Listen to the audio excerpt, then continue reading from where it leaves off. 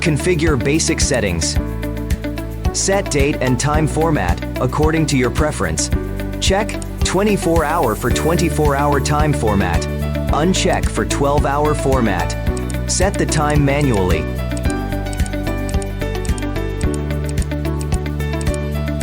All the system parameter can be adjusted by the same way.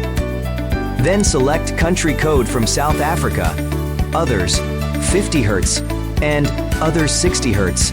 Configure grid settings. Please adjust this number according to the PV system's installed capacity. Also, please make sure the number complies with local regulations. Check feed-in limitation. If local regulations limit feed-in power, once checked, set feed-in limitation value according to local regulations.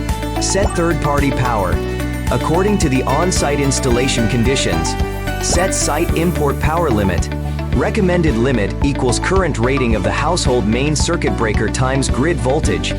For multi-inverter systems, configure this setting on the master inverter. Please set this number according to the total backup power, estimated being consumed during grid outage. Reserved SOC for off-grid equals load power times runtime divided by battery capacity. Please be noted, the battery power will not be able to output. Once the SOC is lower or equal with the reserved battery SOC, you set when the system works with on-grid mode. Set grid data acquisition mode. 3 modes are available. Select CT. This option is used when the inverter is connected to a CT. Select meter. This option is used when the inverter is connected to a smart meter. Select whole home backup. This option is used when the inverter is not connected to a CT or smart meter. Select the appropriate mode based on the actual system configuration. Default mode is select CT. No modification is needed when using the CT included with the inverter.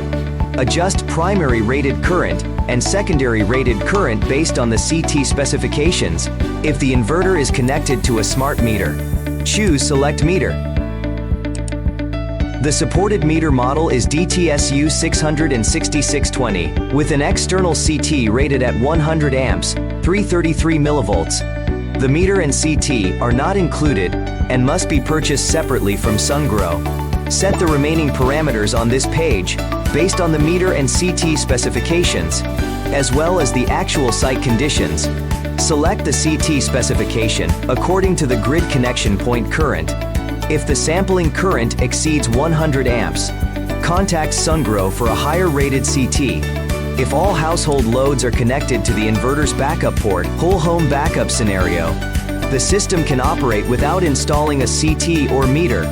In this case, choose select whole home backup.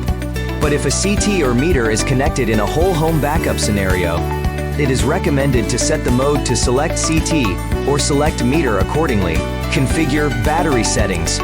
If a lithium battery is connected, set the battery type to lithium battery. Configure battery capacity setting. Max charging current, max discharging current according to the battery specifications. Set battery communication protocol number to 0 for Pylontech compatible third-party lithium batteries. Configure energy management mode settings. 3 modes are available: self-consumption, compulsory mode, and emergency guard. In most cases, the system operates in self-consumption mode by default.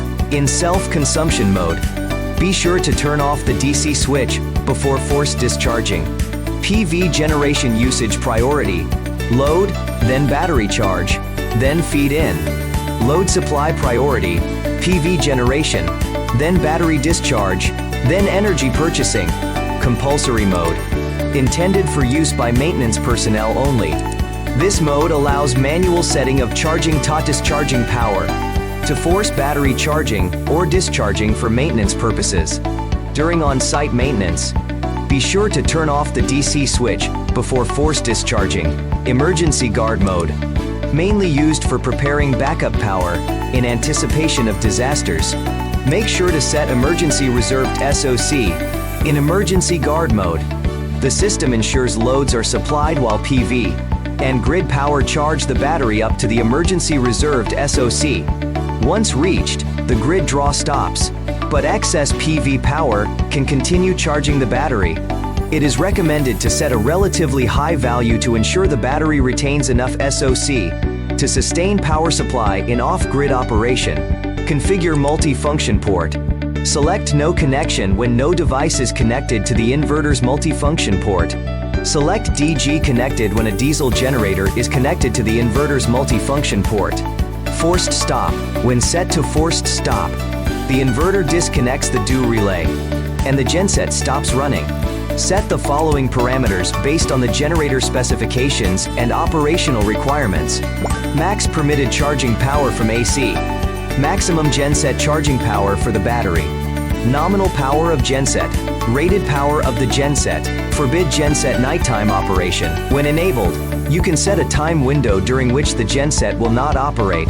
Forced start. When set to forced start, the inverter closes the DU relay after grid failure, and the genset starts running.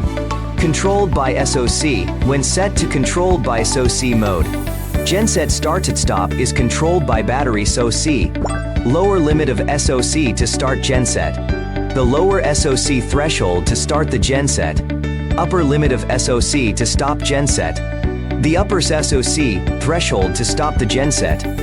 Manual control. When set to manual control, genset start at stop is not controlled by the inverter, but instead controlled externally. For example, via the switch on the genset. Confirm the initialization parameters and click Complete to finalize the configuration. The system will operate according to the configured parameters.